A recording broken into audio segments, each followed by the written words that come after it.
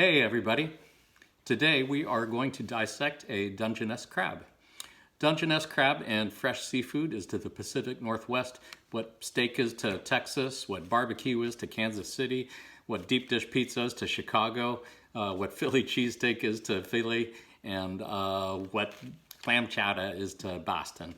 It's a delicious part of the natural beauty of the Pacific Northwest, and while it's not the cheapest thing to buy at the supermarket, you can get it at most supermarkets in our area. And if you live in the Pacific Northwest, you really ought to try it at least once in your life if you can afford to. The name comes from the port of Dungeness, Washington on the Olympic Peninsula. It's where commercial fishing first began for the European colonists. Native Americans, of course, were here harvesting crab and shellfish and everything else here for thousands of years before the European and Asian colonists arrived on the scene. They're a hugely popular seafood in the United States and Canada, and Dungeness crab is, of course, a major part of the Washington state economy today. It is also threatened by ocean acidification. In case you didn't know, when we burn fossil fuels like coal, oil, natural gas, it produces carbon dioxide, which goes up in the atmosphere.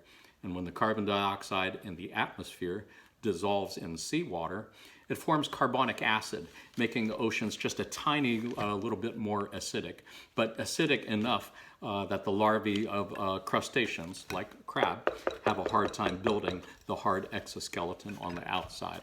Ocean acidification makes it harder for shellfish mollusks, like clams, oysters, mussels, also to build their hard shells. It also makes it harder for echinoderms like sea stars, sea urchins, sea cucumbers to build their rigid internal endoskeletons. So let's see what we have here. If you want to be able to tell if your crab is male or female, you look at this little triangular panel on the abdomen that's called the apron. In the male crabs, the apron is a tall, skinny triangle like this one. In the females, the apron would be shorter and wider. So it looks like we have a male Dungeness crab here. If you look on the very front, you'll see that they have several pairs of appendages on the head. These are used for sensing chemicals, odors in the water, for getting food into the mouth being right here, looking like that thing in the Alien movie. Continuing to look at the external structures, this would be the mouth, antenna over here. These claws over here, the big claws here, are called cheilipeds, even though that is spelled C-H-E-L-I-P-E-D. They're called cheilipeds, obviously used for grabbing food, tearing it apart, stuffing it into its mouth. On each side, you can see 3 pairs of walking legs for walking, and 1 pair of swimming legs for swimming. This big, large piece of the exoskeleton on top is called the carapace, a word that's also used to describe a similar part of the grasshopper's exoskeleton. Over here we have eye stalks. A little eye is on the end of these stalks so they can move around this way. So let's take a look and see what we've got inside. To open this up is actually really quite simple. We're just going to find a soft spot on the back here, and all you need is a simple butter knife. Probably don't even need that. You could probably just grab it. But if you want to use a knife, find that spot and put a little bit of pressure to get the blade in. Pry it open a little bit, and the carapace pretty much pulls out and separates. Not that much difficulty there. So we're looking at the inside. All the yellow goop that you see is called crab butter.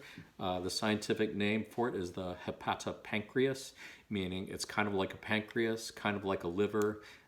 It's a digestive organ that stores energy and secretes digestive enzymes.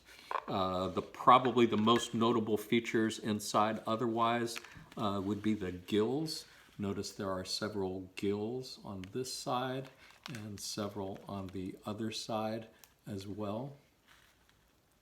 Notice that they kind of look like feathers And each of these little feathers is made up of tiny little filaments, like a feather. So as the water flows in between each of these little filaments, it's exposing more surface area to the water to exchange oxygen and carbon dioxide. Otherwise, it's really hard to identify what's inside here. The organs are all pretty mushy. The main thing you might find is the heart, which is part of the crab's open circulatory system. It has a heart, no arteries, no veins, no blood vessels.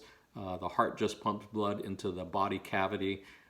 The blood just kind of flows through these sinuses or spaces that expand and contract to move the blood around to circulate oxygen, nutrients to the various organs and such, and then back to the heart. And that's really about all there is to see or try to identify on the inside. And that's all we really care about, because the main purpose for doing this dissection here isn't so that you can understand all the organs of the crab, but it's to appreciate that different animals have different ways of doing the same essential life functions as humans, but they're still a really important part of their ecosystems. There's still other questions that might come to mind, like how does having eyes on the end of a stalk help the crab? What's the advantages? What are some advantages, disadvantages to having a hard exoskeleton? What do crabs eat? What eats crabs? Where do they fit into the larger ocean food webs? I could answer that for you, but I'm not going to, because I trust that you're smart enough to figure that out for yourself. There's this thing called the internet, apparently, where you can find lots of cool information and funny cat videos and more. So I'm going to leave you to do that, and I'm going to enjoy a delicious Dungeness crab. Thanks for being here. Have a great day.